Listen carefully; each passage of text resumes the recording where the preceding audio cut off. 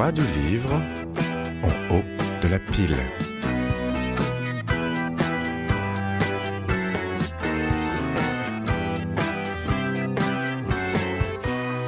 Bienvenue dans En haut de la pile, la dernière rubrique du podcast de Livre Hebdo, Les Voix du livre. Je suis entourée de deux journalistes de Livre Hebdo, Léon Catan et Sean Rose. Bonjour à vous deux. Bonjour.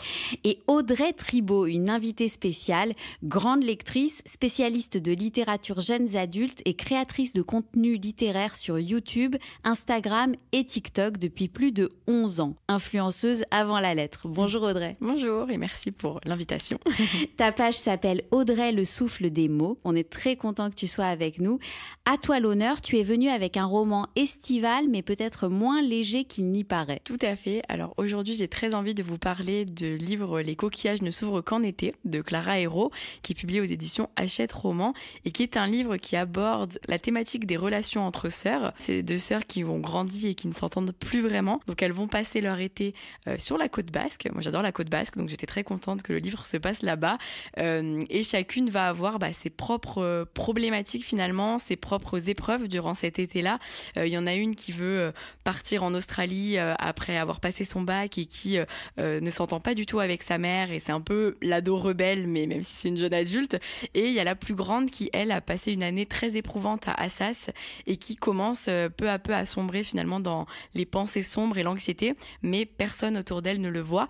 Et ces deux sœurs-là, qui ont été très proches plus jeunes, elles n'arrivent plus vraiment à communiquer. Et durant cet été-là, en tant que lecteur ou lectrice, on espère qu'elles vont retrouver le chemin de l'entente, de l'amour mutuel, parce qu'on sent qu'elles s'aiment, mais qu'elles n'arrivent juste pas à se le dire.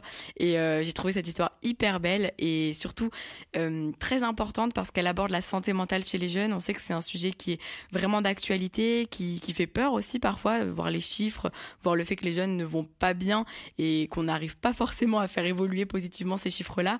Je trouve ça très bien que des livres puissent parler aux jeunes, qu'ils puissent se reconnaître dans des livres, dans des personnages. Et ce livre-là, il l'a vraiment fait pour moi en tout cas. J'espère qu'il le fera pour plein d'autres jeunes. Mais j'en suis sûre parce que j'ai déjà vu plein d'avis hyper positifs passer sur ce roman et toute ma communauté est fan. Et je crois que Clara Hérault, donc l'autrice de ce livre, a reçu justement un prix qui récompense les livres qui abordent des sujets d'engagement et de résilience. C'est le prix Mauvaise Graine. Tout à fait, oui. Donc, et toi, c'est aussi, il me semble, un peu l'ADN de ta page, des sujets d'engagement qui permettent aux jeunes de se reconnaître dans des sujets contemporains. Oui, je pense que cette littérature-là, elle est pleine de diversité, pleine de thématiques hyper importantes. Donc, c'est très important pour moi qu'on dise aux jeunes, voilà les sujets qui peuvent vous parler, qui peuvent vous toucher ou vous aider à comprendre les autres, parce que tous les sujets ne nous touchent pas personnellement, mais comprendre le reste du monde, ce qui n'est pas nous, en fait, c'est très important aussi. Et j'aime beaucoup les livres comme ça. Et en plus, quand on voit tout ce qui peut se passer dans une cour de collège, de lycée ou autre, je pense que c'est important que cette littérature, elle soit foisonnante. Moi, j'adore cette littérature-là. Et Clara Hérault est aussi, comme toi, créatrice de contenu littéraire sur YouTube et sur les réseaux sociaux, je crois. Elle partage quelques anecdotes, etc., mais plus sur son métier d'autrice en réalité quand même. Mais c'est vrai qu'elle partage pas mal de ses avis lecture. Ça me fait craquer sur des romans parfois. Quand elle parle d'un livre qui est disponible en librairie, j'ai envie d'aller l'acheter. D'ailleurs, j'ai une question. Créatrice de contenu littéraire, c'est ça que tu es ? Tout à fait. Donc je découvre, c'est un métier dont on peut vivre ? Alors moi, ça fait 4 ans que j'en vis. À la base, c'était un loisir. Et là, ça fait 4 ans que c'est mon unique métier, grâce aux collaborations avec des maisons d'édition, grâce à mes activités en médiathèque, salon du livre, collège, lycée, et grâce aux revenus qu'on peut tirer des réseaux sociaux aussi, même si c'est pas le plus important dans mon salaire. Nouvelle vocation, Sean. Oui, je pense que je suis un peu passé la date de péremption. Mais je viens de créer une agence pour les vieux littéraire. Non, pour moi, les futurs influenceurs. D'accord. Le message est passé. On passe à toi, Léon. Première fois aussi dans ce podcast. Tu es journaliste à Livre Hebdo depuis 2 ans et par ailleurs rédactrice en chef de Sorociné, qui est un média de cinéma féministe avec des chroniques, des vidéos, un podcast, une newsletter, un contenu vraiment très riche, je recommande. Et tu es venue nous parler d'un conte très court mais intense. Oui, tout à fait. Il s'agit de La femme aux mains qui parle de Louise May, publiée dans la collection Nouvelle Lune d'Au Diable Vauvert. Louise May, on la connaît surtout pour ses thrillers sociaux. Le dernier en date, Petite Salle, Landerneau du Polar 2023, mettait en scène une sombre histoire de kidnapping dans une vallée de champs de betteraves. Là, La femme aux mains qui parlent, ça dépeint un autre aspect de la nature qui est beaucoup plus accueillant et non domestiqué par l'homme. C'est un conte, sans princesse ni bonne fée, où une jeune femme sourde et muette s'épanouit seule dans sa ferme, jusqu'à l'arrivée d'une meute de loups. En à peine 80 pages, donc, Louise May brosse le portrait d'une solidarité qui transcende les espèces, où le sauvage devient sensuel. Et c'est pas une fable écoféministe qui sort de nulle part. Sa date de publication, le 23 mai, ne relève pas du hasard. Pour comprendre, il faut interroger le ciel, et tout particulièrement le calendrier lunaire. Parce que oui, c'est tout le concept de la collection Nouvelle Lune d'Au Diable Vauvert. 2 à 3 livres paraissent par an, en synchronicité presque parfaite avec les solstices et les équinoxes. L'idée vient de l'autrice Élise Thiebaud, qui complète la collection d'une newsletter avec des récits, des nouvelles, des chroniques, des pamphlets. En fin d'année paraîtra également J'ai 10 ans de Fatima Wassak, qui est un récit sur les violences policières. Et si on revient du coup sur La femme aux mains qui parlent, ce qui est intéressant, c'est qu'il illustre le retour en force du conte pour adultes. En exemple récent, on peut citer Le pays de rêve de David Diop, où le lauréat du Booker Prize tisse une odyssée migratoire. Et même dans une certaine mesure, le livre inter de cette année, Alien, de Phoebe Hadjimarkos Clark, qu'Isabelle Huppert a défini comme un livre très troublant. Elle nous fait passer constamment de la réalité à un sentiment d'irréalité, un peu comme un conte. Et c'est peut-être ça qui plaît autant aux auteurs et lecteurs de contes. C'est aussi profond qu'un roman, mais aussi court qu'un pamphlet. Et ça permet donc d'allier les deux, de manier les symboles pour coller à la réalité d'aujourd'hui. Merci Léon. Audrey, on est encore sur une thématique engagée. Est-ce que ça te donne envie ? Oui. Les romans féministes qui abordent ces thématiques-là, j'adore. Mais je pense qu'en tant que femme, on peut que adorer ces thématiques-là ou les lire pour s'enrichir, en fait. Je trouve ça tellement important.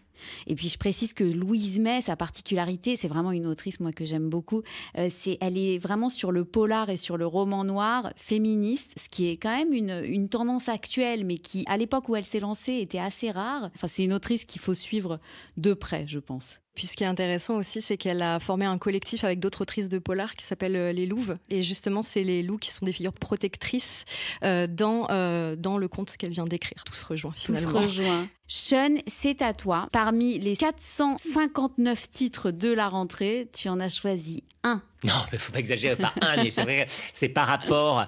Et j'ai regardé la rentrée. C'est vrai que dans toutes les rentrées, il y a évidemment Amélie Nothomb, il y a Mabancou, il y a Yves Ravet chez Minuit. Mais il y a des grands retours. Il y a le retour d'Aurélien Bélanger qui signe un livre qui s'appelle Les derniers jours du Parti socialiste. Donc je ne sais pas si c'est prémonitoire. Ou il y a le retour de Kamel Daoud qui vient avec un livre qui s'appelle Ouris chez Gallimard sur les années de plomb en Algérie. Donc la guerre civile. Le roman est très poétique, très lyrique, très engagé.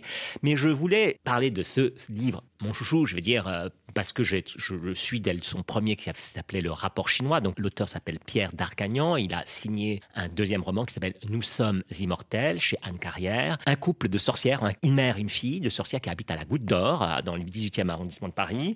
Et ces deux sorcières, elles sont... Alors l'une, la mère, Jeanne, est une féministe de la première heure. Elle était dans tous les engagements des années 70. Elle a côtoyé Deleuze, Sartre, etc. Elle a milité, elle était aux États-Unis. Et la fille, et elle, disons, plutôt une sorcière 2.0. Elle a un côté, disons, féministe, mais elle est beaucoup plus sceptique et elle est plus sarcastique. Elle se moque un peu des poncifs qu'on peut avoir sur la domination, etc. Donc en fait, c'est très drôle et c'est vraiment un livre qui déconstruit la déconstruction, si je puis dire. Pierre Darcagnan, c'est comme Jonathan Swift et Gulliver, ou un Voltaire, vous voyez, avec Candide. C'est pas du tout quelqu'un qui est anti-woke, mais c'est vrai que c'est très drôle, c'est très foisonnant. On est aussi dans le merveilleux avec cette histoire de sorcière. C'est quasi impossible de le résumer, j'espère que je vous ai pas trop perdu, mais c'est vraiment, c'est plein d'humour, très riche. Pierre Darcagnan, Nous sommes immortels, 2 LES, parution chez Anne Carrière le 23 août. Je rappelle les titres évoqués aujourd'hui. Les coquillages ne s'ouvrent qu'en été de Clara Hérault, c'est chez Hachette Roman, c'est le choix d'Audrey Le Souffle des mots. La femme aux mains qui parle de Louise May, c'est paru dans la collection Nouvelle Lune, dirigée par Élise Thiebaud, Au Diable Vauvert, c'est le choix de Léon Catan. À mon tour, on dit que la littérature peut changer le monde, c'est un pari, et il a été relevé par le roman dont je vous parle aujourd'hui. Ce roman s'appelle Ex, il est signé Agnieszka Spila, traduit du polonais, et il débarque en France à la rentrée chez Notabilia. Déjà, le livre, c'est un coup de poing. C'est une dystopie écoféministe qui se déroule à Varsovie, d'abord dans un futur proche. Anna, l'héroïne, est PDG d'une compagnie pétrolière et elle se retrouve une nuit nuit. Elle est somnambule et elle est filmée en train de faire l'amour avec un arbre. Ce sont des choses qui arrivent.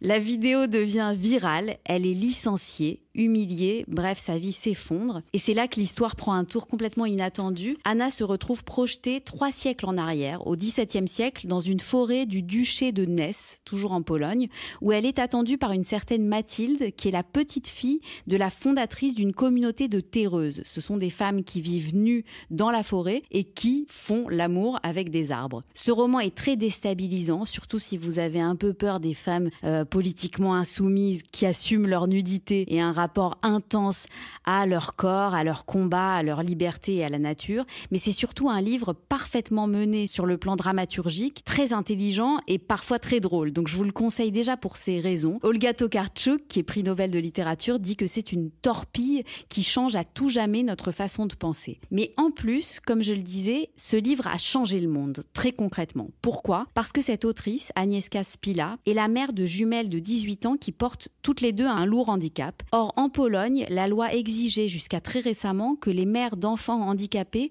s'occupent de leurs enfants à temps plein pour percevoir l'allocation de soutien et qu'elles n'aient pas le droit de travailler. Agnieszka pouvait signer ses livres, mais ce sont ses amis qui signaient les contrats et donc qui touchaient les avances. Quand Ex, ce livre, est paru, son retentissement en Pologne a été tel que Agnieszka, propulsée sur le devant de la scène, s'est mobilisée avec ses amis activistes qu'elle appelle le gang. Elle a publié un article qui lui a valu le prix de journalisme le plus prestigieux en Pologne. Elle a organisé des manifestations pendant 1 an et demi devant le palais présidentiel jusqu'à faire réformer la loi. Depuis le 1er janvier 2024, grâce à ce livre, grâce à son autrice et à son gang, les mères d'enfants handicapés ont le droit de travailler en Pologne. Voilà comment un livre peut concrètement changer le monde. Merci à Manon Frappa, son éditrice, de m'avoir raconté cette histoire qui donne beaucoup d'espoir. Et merci à tous les 3. Je vous souhaite un bel été et on se retrouve à la rentrée pour continuer de voir les pages du monde se tourner. À bientôt. Merci. Au revoir.